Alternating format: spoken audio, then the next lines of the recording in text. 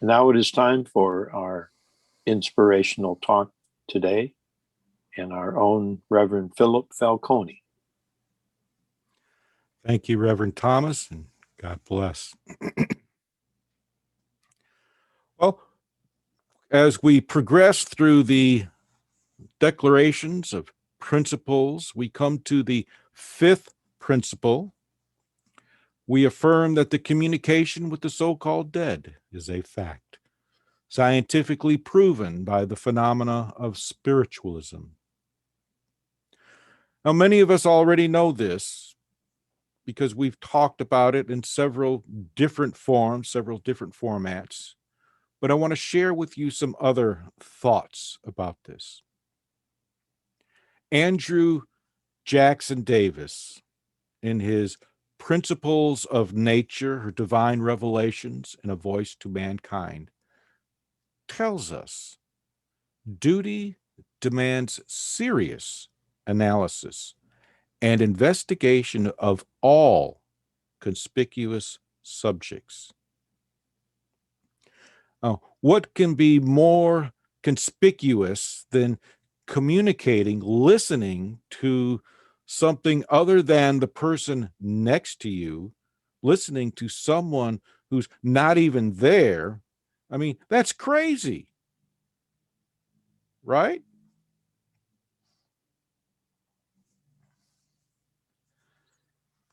This is a very conspicuous event.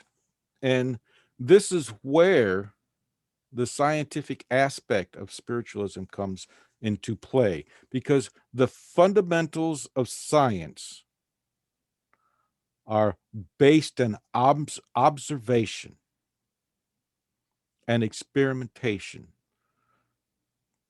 When you are receiving messages, or when the medium or the message bearer is sharing those messages with you, you are observing that process. You're watching what the medium does. Sometimes we close our eyes.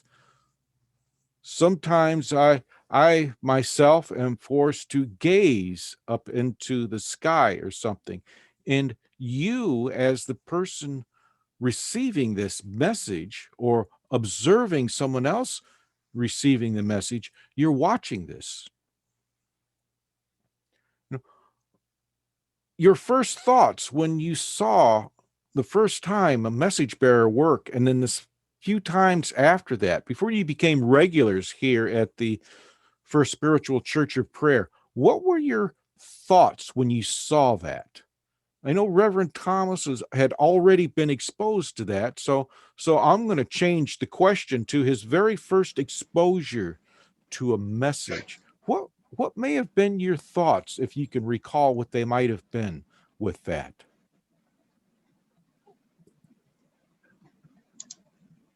Got to dig through a lot of cobwebs for that one, Philip. A little context: at the time, my wife and I were members of the Unity Church, and she brought me to an evening service at the Spiritualist church, and it was my first encounter with healing chairs, healers and healing chairs, and it was my first experience to having a reading or a message from message bearers. I am not recalling specifically. I just know that I was very much in awe and impressed that that people could do healing like that. Something that I could feel, a warmth of something happening, and the messages that came through just seemed pretty incredible. Don't have a perfect memory of that, just a generalization to share, but definitely it was made an impression. How about you, Sharon? When I'm sure may have been Reverend Vardaman that gave you your first message. That's an assumption on my part. No. If not, Well, the first message here in South Bend, but actually I was in classes when I was about 18, 17, Oh. 18. And I sat in class for a couple of years with a trance medium. So that really, that was amazing because she would leave and a gentleman would come in. And of course, his messages, I still have all the notes and everything from those classes, but he was a Frenchman, I can tell you that. And he was, it's been a long time, and I do remember being very in awe of it, because literally every part of, she would just change. Her whole demeanor would change. Her eyes were always closed, but he would sit, kind of like a man with his hands on his knees, and he would speak. And it was very much different from her very feminine way. And he had been coming through teaching with her for many, many years. When I first went to this class, she was in her 60s, the medium. So yeah, I was very impressed. And there were others that came in as well. There were a few others that were very advanced souls that came in through too. Every now and then, every once in a while, they'd come in. I feel like I was extremely blessed and fortunate to be able to witness this, because there were only about 10 of us that sat with her. And it set the groundwork for me. Unfortunately, there's a big space between there and here because of a lot of reasons, having children and moving a lot, and just trying to find your place in the world, was put aside for quite a long time until I found this group. So, but it absolutely changed my thinking.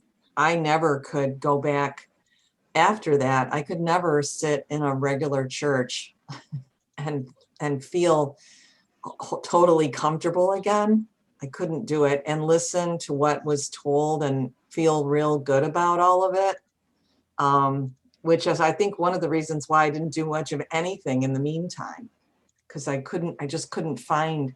I belonged to the Unitarian Church for a while, which I guess just kind of kept me in contact with humanity and kind people, all of that.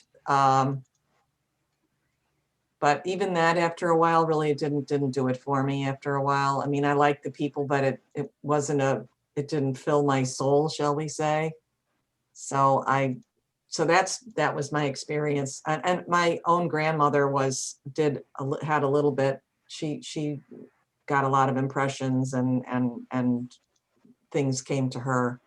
She was pretty much the one that got me involved. And the lady that, the medium that we used to go to class at, used to come to my grandmother's apartment. So that was where we had our classes, in my grandmother's apartment. So yeah. So there's a good group of people. So yes, but it's interesting, because having had that experience and then watching other mediums work, you realize, they're not going to do what that person did years ago, but most people don't witness that. But I have come to realize, having gone through classes and all of this, that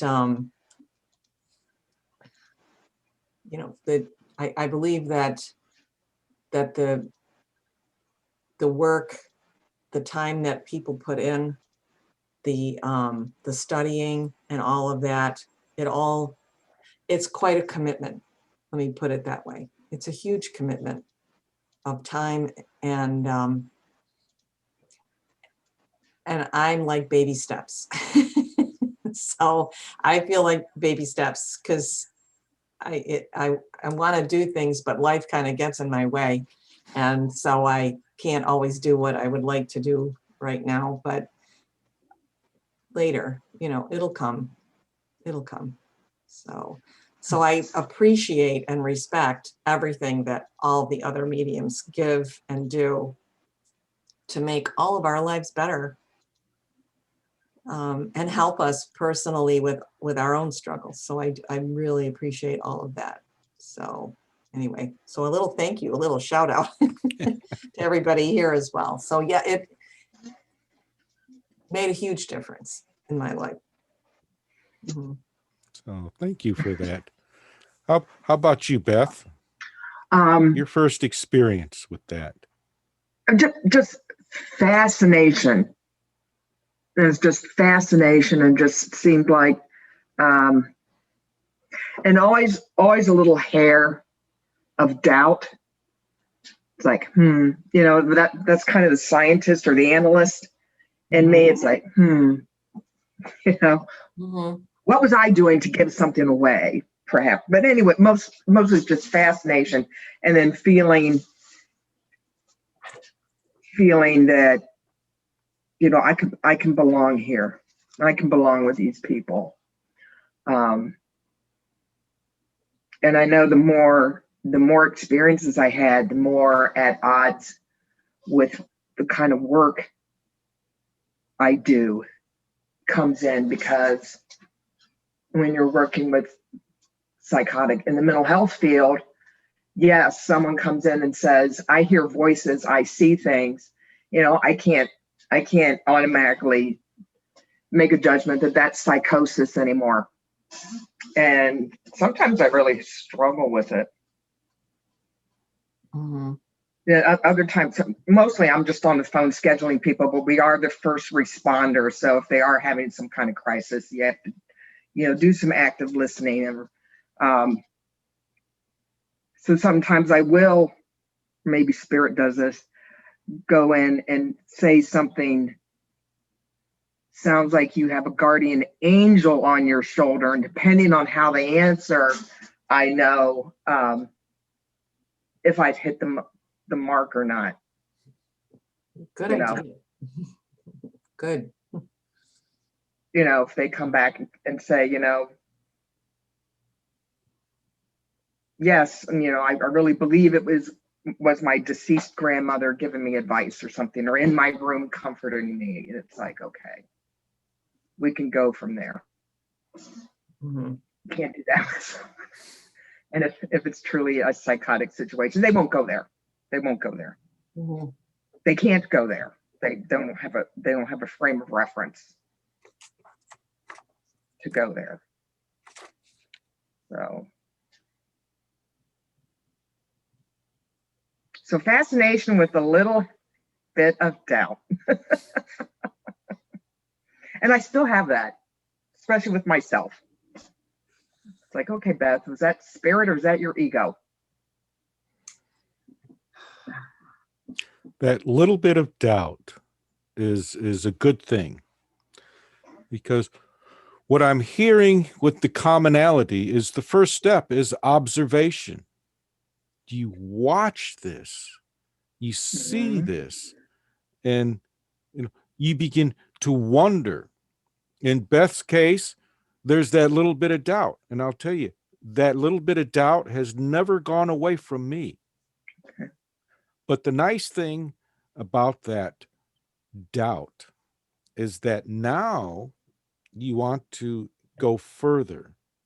And typically, the next step is to stage the event that you witnessed. And by staging it, you begin to understand its underlying causes. Now, I know sometimes it's difficult with mediumship to stage an experiment without getting involved in the learning process, but you are already in the learning process. And then afterwards with that, we begin to change the conditions, observe what's going on, try and refine it. In other words, we form a hypothesis, we test it, and then we develop a theory. And that is what is being expressed here, more than just the idea that it's scientifically proven. It's the idea that you are now the scientist, and you are the one proving it to yourself. That's something important here.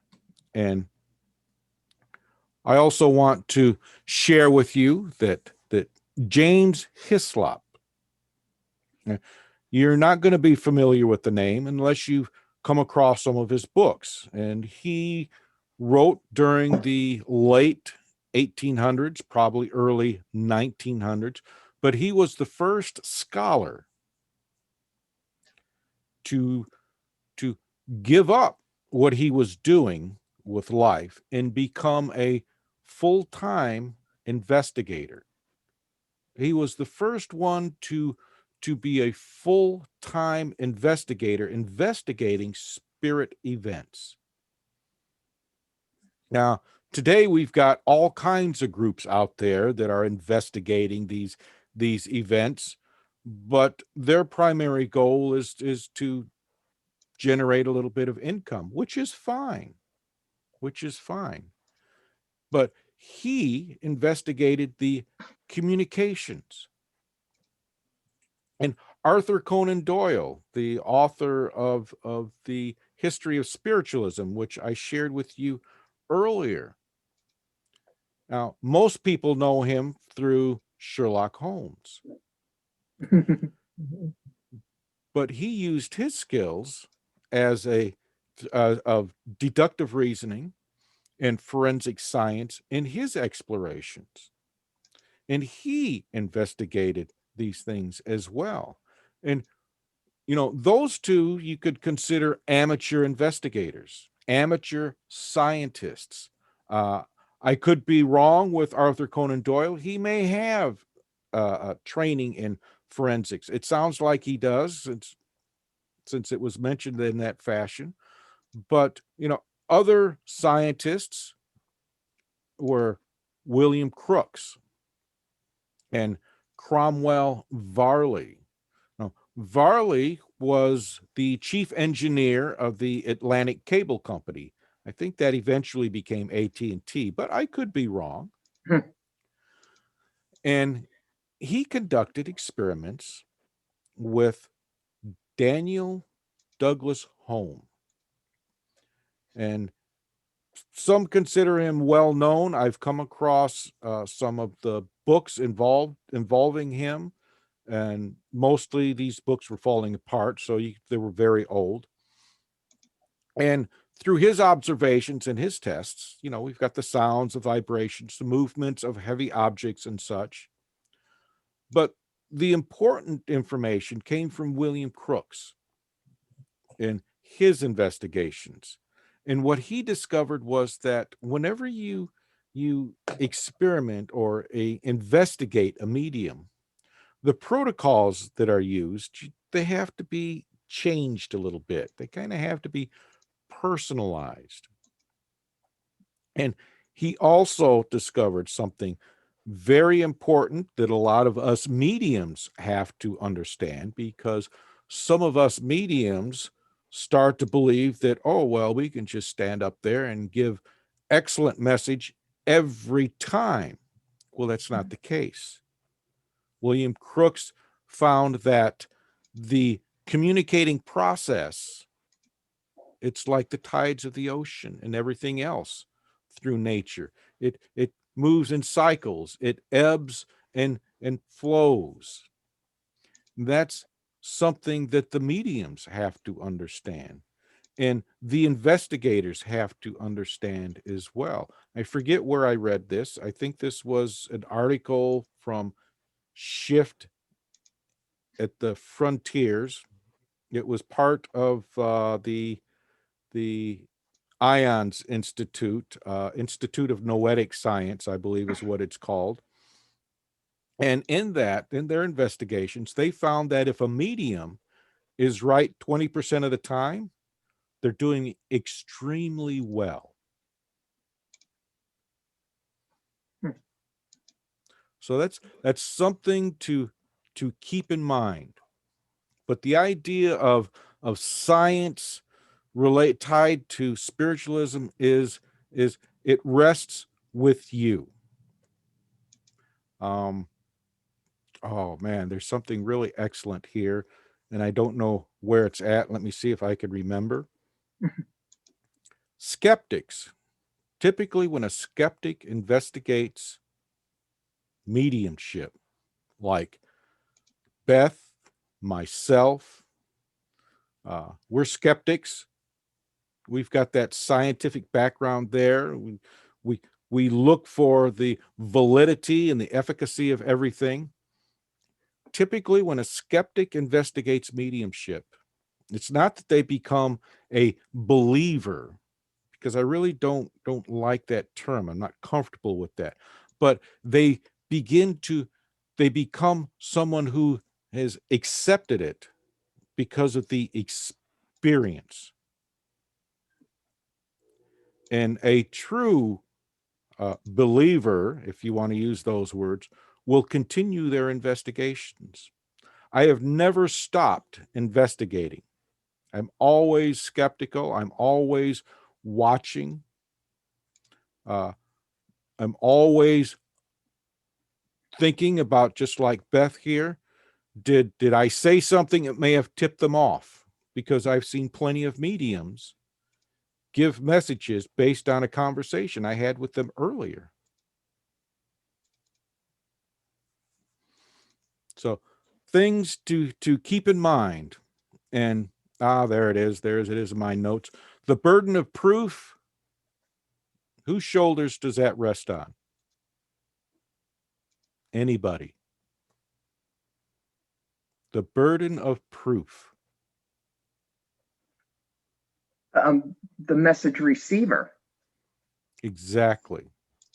Or the skeptic.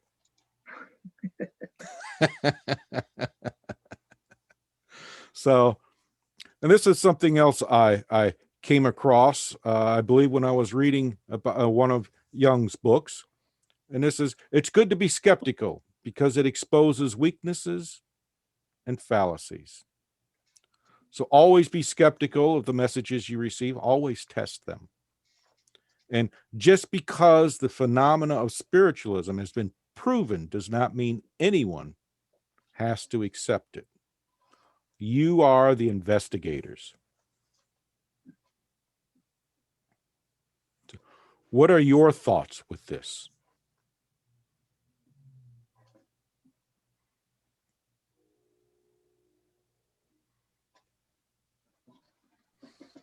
I'll start calling on you. There's Well, only a few of you. The one thing I might share is that in my own personal hard-won experiences, that these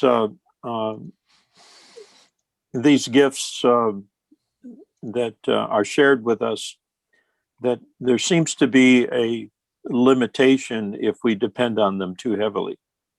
That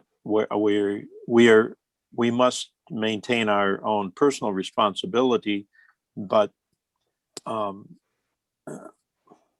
these things are stepping stones to if we are totally relying on the messages of others, and we're taking that to heart, we're making life experience or life decisions with that, rather than taking the message in the way that Reverend Philip is just describing, to test it and be skeptical of it and see how it resonates within. That ultimately these are all steps to us getting our own guidance within. These are helpful things for that. And the conclusion that I came through these series of experiences was that anything that we overly depend on, will let us down. And it's like they will start leading you astray, and to see just how far you'll go before, how long are you going to keep believing this line, kind of thing. And that it will force you into a position, at least it did me, forced me in a position where I had to go within and find my own connection and my own validation and my own answers. And so that's a general cautionary tale that I share, because it always comes back to us. Whatever happens out there is information that we must internalize, and it's essential that we develop our own connection. Yes. What Reverend Thomas was speaking about is a term that we all may be a little more familiar with, is mediumship can be addictive.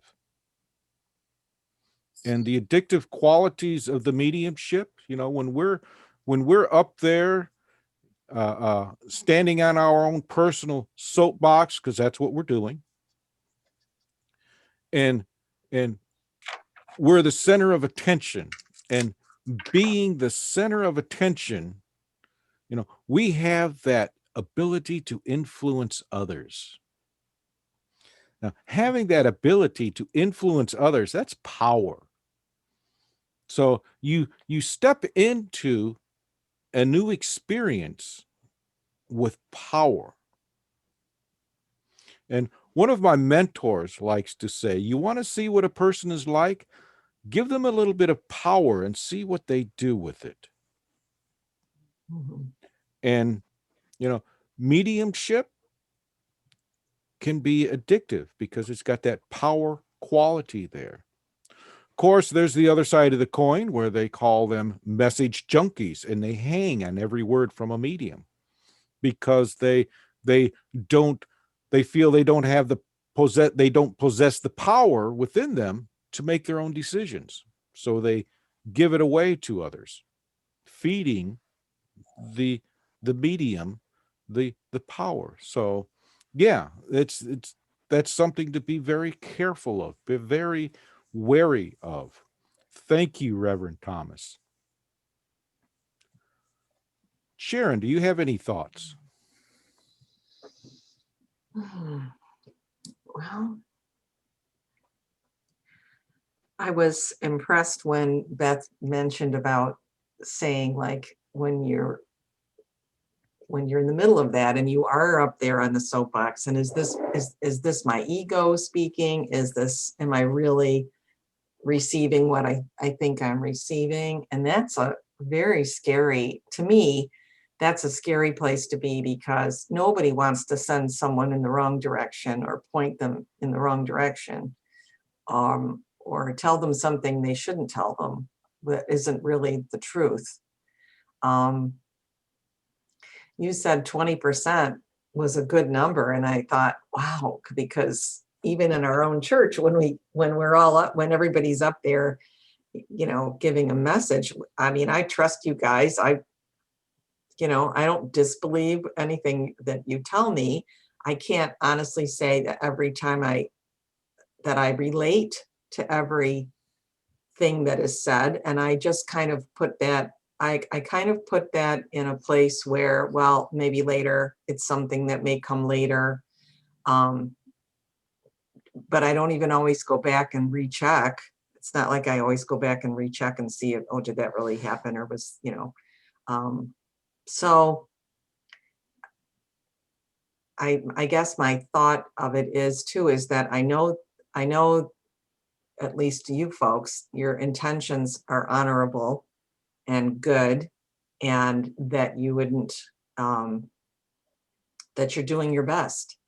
So for that, I couldn't be upset with you or angry with you or anything like that. I don't feel that way at all. I accept the intention, and that's where I leave it. And I don't,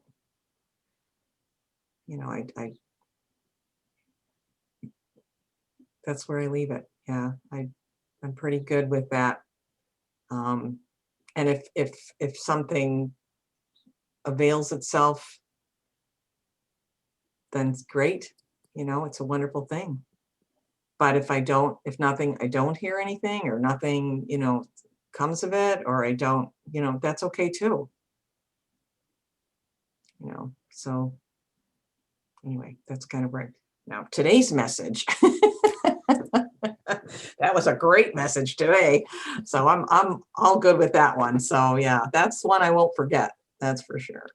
So. Oh, Anyway. good. Yeah, every time I do message work, it's not as loud as it used to be, but there's always that question in the back of my mind. Am I receiving or am I seeing? Because when when I got involved in this, I shouldn't say when I got involved in this, when I first became curious, I was able to look behind a person and see their past. Mm, And like a lot of people, as we progress into life, this was my experience during high school and my early years as an adult, but eventually responsibilities came in and that particular talent went by the wayside. And it's actually only recently that I remembered that, and that I even started using that again. But yeah, I still ask that question. Am I getting this correctly? Am I seeing this behind them? What's the difference between the two? And then there's C. Am I making it up? mm, And that's where, and I'm sure Reverend Thomas would agree, that's where faith comes in when you do this. You just have to trust mhm, that the information moving through you is as correct as it can possibly be. mhm. The other thing too that I just thought of too is that there are some times where you may say something to me, for example, and I may make a face, or I may raise my eyebrows, or give some sort of an indication, and you may say, well, I can tell by the look at your face that you recognize this or you understand this. So you will make that observation as well. So I wonder, so you're not 100% sure, but then I confirmed it. So yeah. So Yep. That investigation works both ways. exactly. Works both ways. Mhm. Beth, what are your thoughts? Uh, well, I I've noticed with me, I don't get these grandparent messages. I don't get the dead loved one messages. I don't. So when I'm called on for a message, I don't like that. And I wouldn't trust my answer. But when I'm getting the counsel messages that are coming to me right before I'm falling asleep or as I'm falling asleep, those are unasked for. And I trust them. I put more faith in them because I know it's not, my ego's not in the way or has not yet gotten in the way. Mhm. Mhm. Mhm. And I know starting out and starting with the classes and all that stuff, I was kind of envious of the people who could see the ancestors. Or this, Nellie, here's your sister coming in. But the more I've gotten into this and the more I've learned, it's like, I don't think I'd want to be that kind of receptionist. Is a word that came into my head. I don't know, but it is. It's kind of like being a receptionist. Mhm. Mhm. Do you have an appointment? Mhm. Mhm. So I've become kind of grateful that my skills aren't in that area. Mhm. I would think that would be very crowded. Yeah. If that makes any sense. It I does. suppose for some people, especially if it was a very beloved relative or someone that they spent a lot of time with and they were very close to, that getting a message from them would mean more than necessarily getting a vague instruction. And so maybe that's the reason why those people, you know, if they get messages from that person or that, because it's more impactful. Yeah. Well, it's proof of the continuation of life. And how many times do we need that to be proved? Mhm. I mean, there's a point where I feel like we move on and Yeah. we're looking for a higher form of Right. instruction. So there's room for all of this. Mhm. I was gonna add two other thoughts to this. And one is about letting go of the outcome.